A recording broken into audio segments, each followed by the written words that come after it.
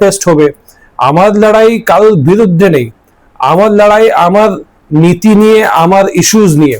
একটা নতুন specially women and চিলড্রেনদের জন্য হসপিটাল দরকার। এই কথাটা কে তুলবে? যদি আপনি কমপ্লেসেন্ট হয়ে যান যে আপনার তো ভোট চলেই, যেটা প্রমিস আছে, আমি 10টা প্রমিস করেছি। প্রথম প্রমিস হচ্ছে আমি নতুন hospital specially for women and children কেয়ারের জন্য। সেকেন্ড, আমি আমাদের কনস্টিটুয়েন্সিতে প্রত্যেকটা লোক যার নাম বাদ গিয়েছে SIR এ, আমি লিগাল হেল্প, ফুল লিগাল হেল্প সাপোর্ট করব। আমি থার্ড যেটা আমি প্রমিস করেছি যে separate institution for free training for women safety and skill development. বিশেষ করে উইমেনদের জন্য আমি যেটা মনে করি যে আমার সোসাইটিতে যত আমাদের দায়িত্ব আছে, যত ভালোভাবে আমাদের কাজ করার দরকার আছে, বা উইমেন রিপ্রেজেন্টেশনের জন্য, উইমেন এম্পাওয়ারমেন্টের জন্য যতগুলো। অ্যাডভোকেট তৌসিফ আহমেদ খান বর্তমান বাংলার রাজনৈতিক প্রেক্ষাপটে এবং বিশেষ করে এন্টালি বিধানসভা কেন্দ্রে একজন অত্যন্ত চর্চিত নাম। একদিকে তার আইনি প্রজ্ঞা এবং অন্যদিকে তার টেলিভিশন ডিবেটের পরিচিতি, সব মিলিয়ে তিনি একজন সেলিব্রিটি ব্যক্তি। এন্টালি কেন্দ্রে এবার লড়াইটা কেবল পরিবারতন্ত্র বনাম পরিবর্তন নয়, বরং তার মতো একজন শিক্ষিত এবং আধুনিক মনস্ক ব্যক্তির লড়াই করার সাহসের। তো স্যার, আমি আপনাকে প্রথমেই জিজ্ঞেস করতে চাই যেটা, যে এতদিন তো তৃণমূলের হয়ে গলা ফাটালেন, এবার আজ সেই দলের বিরুদ্ধেই লড়ছেন, এটা কি আপনার আদর্শের সংঘাত নাকি আপনার ব্যক্তিগত লড়াই?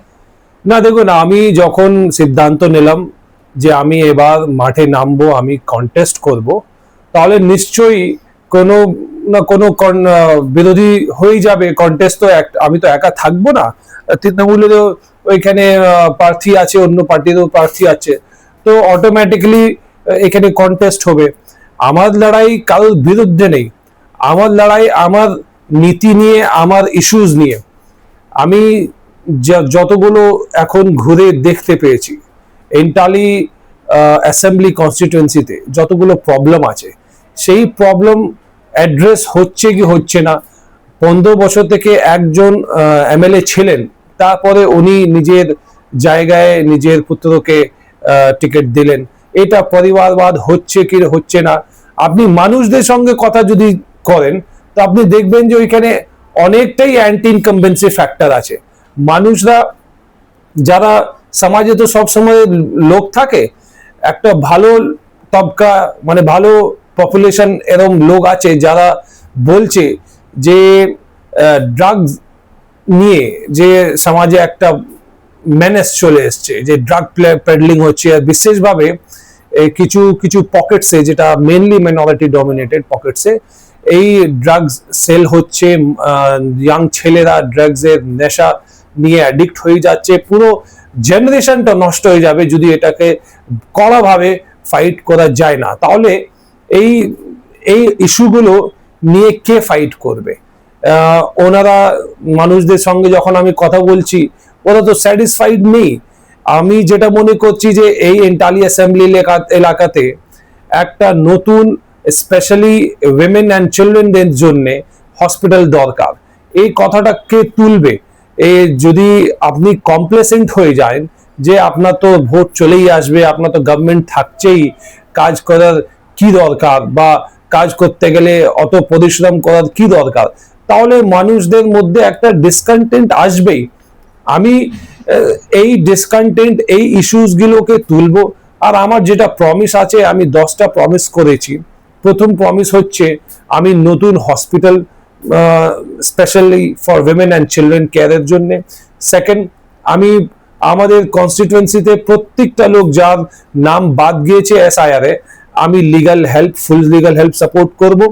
আমি থার্ড যেটা আমি প্রমিস করেছি যে separate institution for free training for women safety and skill development. বিশেষ করে উইমেনদের জন্য আমি যেটা মনে করি যে আমার সোসাইটিতে যত আমাদের দায়িত্ব আছে, যত ভালোভাবে আমাদের কাজ করার দরকার আছে, বা উইমেন রিপ্রেজেন্টেশনের জন্য, উইমেন এম্পাওয়ারমেন্টের জন্য যতগুলো আমাদের দায়িত্ব আছে, সেটা আমরা পালন করছি না। এই একটা এক্সাম্পল আমরা নিশ্চয়ই দেখতে পারবো যখন আজিকার মামলা হয়েছিল। সেকেন্ড, আমি যেটা প্রমিস করেছি সেটা হচ্ছে free ambulance in every ward. Free sport academy, new school, যেটা আমি বলেছি, আমি যেটা খবর পেয়েছি যে কয়েকটা কর্পোরেশন স্কুল বন্ধ হয়ে গেছে, সেই স্কুলটাকে আবার চালু করা, ইনফ্রাস্ট্রাকচারটা ভালোভাবে ডেভেলপমেন্ট করা, আর নতুন একটা আলাদা recognised school till class 12, English and Urdu and Bengali তিনটেই, যেখানে ভাষা নিয়ে স্টাডিজ হবে, এটা আমি বলেছি। তাছাড়া আমি যেটা লোকদের সঙ্গে কথা বলে যে জানতে পেরেছি যে চপ্পল ইন্ডাস্ট্রি একটা, বিশেষ করে ইন্টালি অ্যাসেম্বলি এলাকাতে একটা এরিয়া আছে যেখানে চপ্পল ইন্ডাস্ট্রি খুব ভালো ছিল, এখন অনেকটা ওয়ার্কার্স এখান থেকে বেরিয়ে আউট অফ স্টেট চলে গেল, চপ্পল ইন্ডাস্ট্রি একটু এফেক্ট করেছে, ওটাকে রিভাইভ করার জন্য যা করা আছে করবো। প্রত্যেকটা ইনস্টেন্স যেখানে অ্যালিগেশনস আছে কারাপশনের against any government department, সেটা অ্যাকাউন্টেবিলিটি ফিক্স করতে হবে। আর এন্টালি অ্যাসেম্বলি এলাকাতে স্পেশাল উইমেন সেল প্রত্যেকটা থানাতে যদি আছে, সেটাকে ফাংশন ভালোভাবে হচ্ছে কি হচ্ছে না, আর যদি নেই তাহলে ওটা নতুন করে ওটা এস্টাবলিশ করা। এইসব ইস্যুস গুলো নিয়ে আমি নেমেছি, মানুষদের সঙ্গে আমি যাব, প্রত্যেক ডোর টু ডোর আরো আমি প্রচার করব, আমি আশা করি যে আমি ভোট পাবো। কিন্তু স্যার এইগুলো নিয়ে তো বিতর্ক, আপনি যে প্রমিস গুলো রেখেছেন এইগুলো নিয়ে তো বিতর্ক করা খুবই সহজ, কিন্তু এন্টালির যে নর্দমা আর যে জমা জলের সমস্যা, এটা কি ইলেকশন দিয়ে হবে? এই কথা কি আপনি রাখতে পারবেন?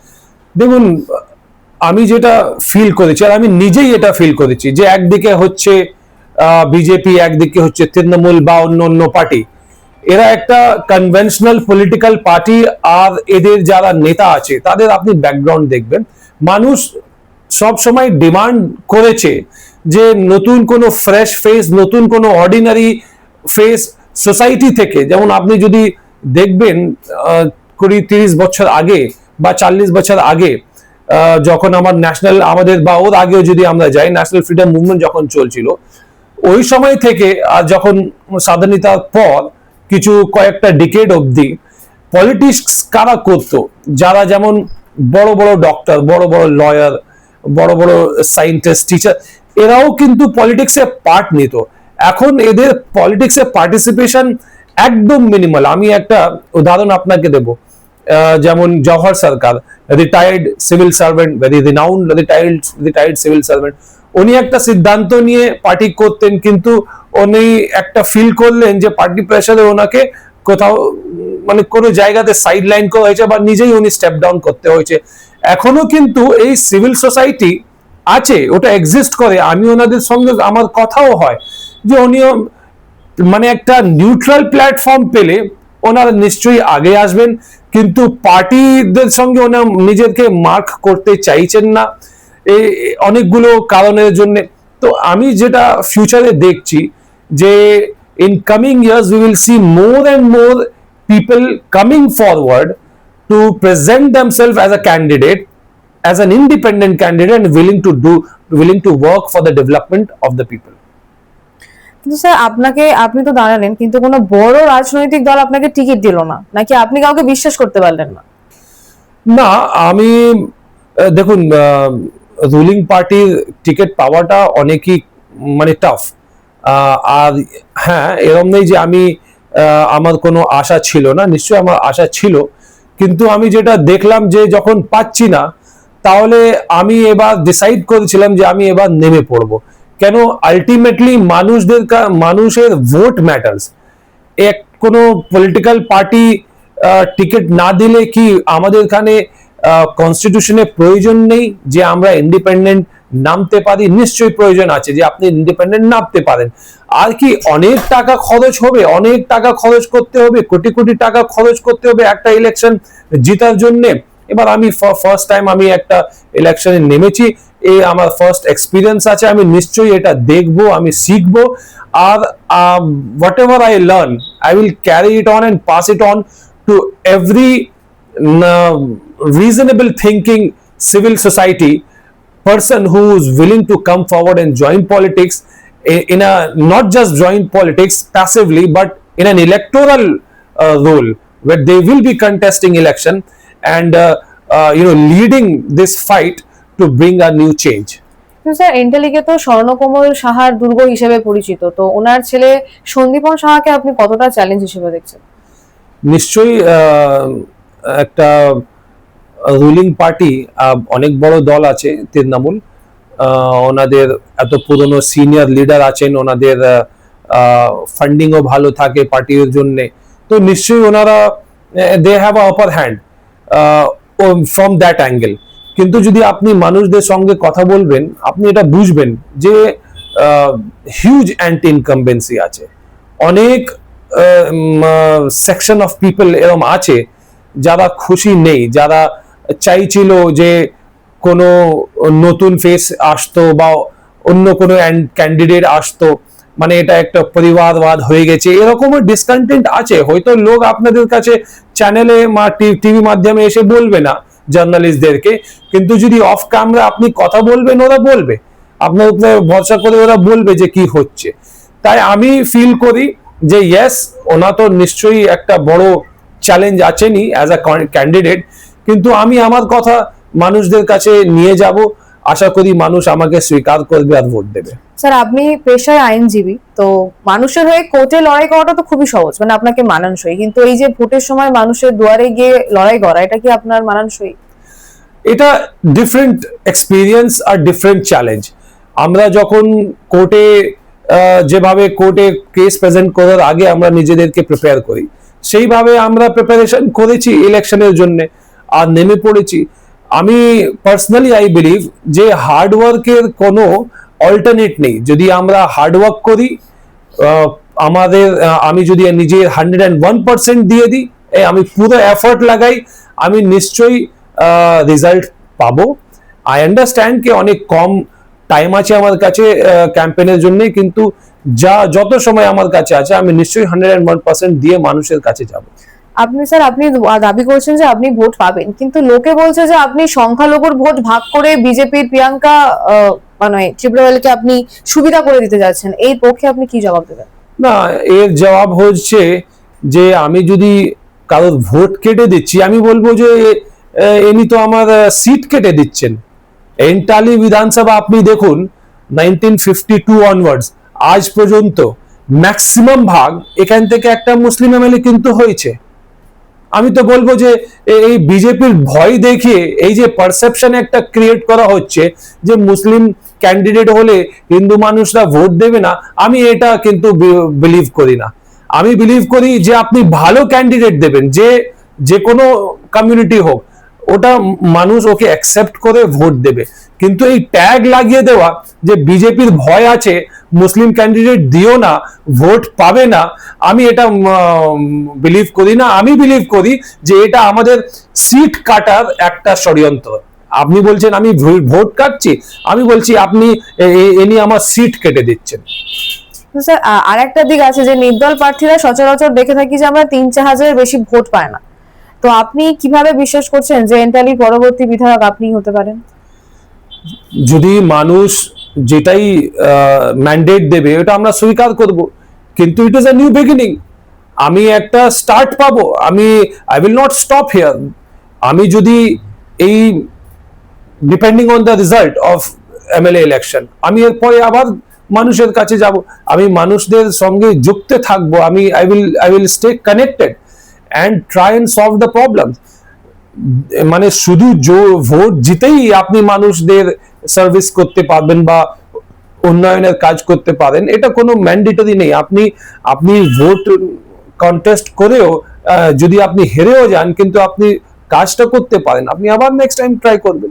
আপনি শিক্ষিত এবং তরুণ, এবং আপনার অপোনেন্ট যারা আছেন, সিপিএম যারা প্রার্থী রয়েছে, তারাও নিজেদেরকে তরুণ বলে দাবি করছে, তো প্রার্থী হিসেবে তো কেন তরুণ প্রজন্ম আপনাকে কেন বেছে নেবে? সিপিএম এর প্রার্থী, আপনি আই হোপ যে আপনি ওনার এফিডেভিটটা দেখেছেন, উনি পার্টি অ্যালাউয়েন্সে হচ্ছে ওনার সোর্স অফ ইনকাম।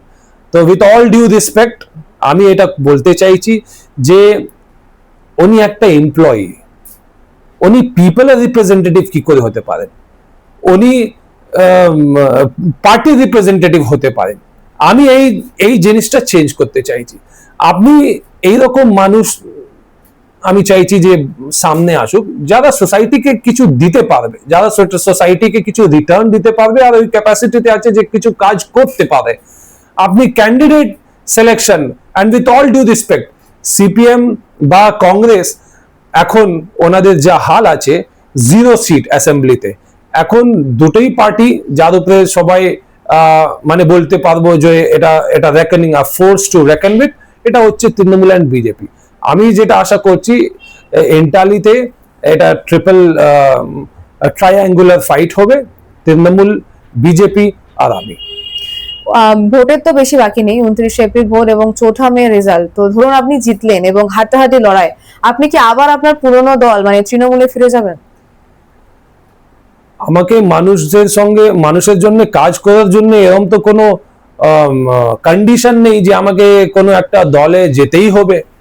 হ্যাঁ, আমি সাপোর্ট করতে পারি, এটা আলাদা জিনিস, আমি নিশ্চয়ই সাপোর্ট করতে পারি কোনো একটা দলকে, কিন্তু দল জয়েন করতে হবে এরকম কোনো কন্ডিশন নেই।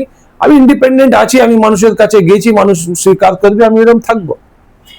স্যার, এর আগেও যখন আপনি তৃণমূলে ছিলেন বিভিন্ন ইস্যুতে আপনি তৃণমূলকে ডিফেন্ড করেছেন। তো আপনার কি মনে হয় না যে তৃণমূল সত্যি মুসলিমদের জন্য কোনো কিছু উন্নয়ন করেনি, এটা পুরোটাই ছিল জাস্ট একটা ভোট ব্যাংক? দেখুন, তৃণমূল মুসলিমদেরকে ভোট ব্যাংক হিসাবে ট্রিট করে এই অ্যালিগেশনটা বিজেপি দিয়েছে। আমি এই অ্যালিগেশনকে পুরোপুরি ঠিক বলবো না। আমি বলবো না যে হ্যাঁ অনেক মানে কিছুই কাজ হয়নি, কিন্তু এটাও সত্যি যে অনেকগুলো কাজ তৃণমূল করতে পারতো, করতে পারে, আর করছে না। এর কি কারণ আছে সেটা পার্টির ইন্টারনাল ব্যাপার, সেটা ওনারা দেখবেন। কিন্তু আপনি একটা চিন্তা করুন যে 30% যদি আমি বলি মুসলিম পপুলেশন ইন বেঙ্গল, তার মানে অ্যাটলিস্ট 88 ক্যান্ডিডেট দেওয়া দরকার তৃণমূলকে। কত ক্যান্ডিডেট দিয়েছে? 42 ক্যান্ডিডেট দিয়েছে। এটা কত পার্সেন্ট হয়ে যাচ্ছে? 15% এর জাস্ট বিলো হয়ে যাচ্ছে। তাহলে আমি কি ঠিক বলতে পারবো যে রিপ্রেজেন্টেশন হচ্ছে? আমি, আপনি যদি স্টেটের উন্নয়ন চান, তাহলে আপনাকে স্টেটের এই 30% পপুলেশনকে সঙ্গে নিয়ে চলতে হবে। সঙ্গে নিয়ে চলতে হবে মানে এটাও আছে যে আপনাকে ওদেরকে রিপ্রেজেন্টেশন করিয়ে দিতে হবে।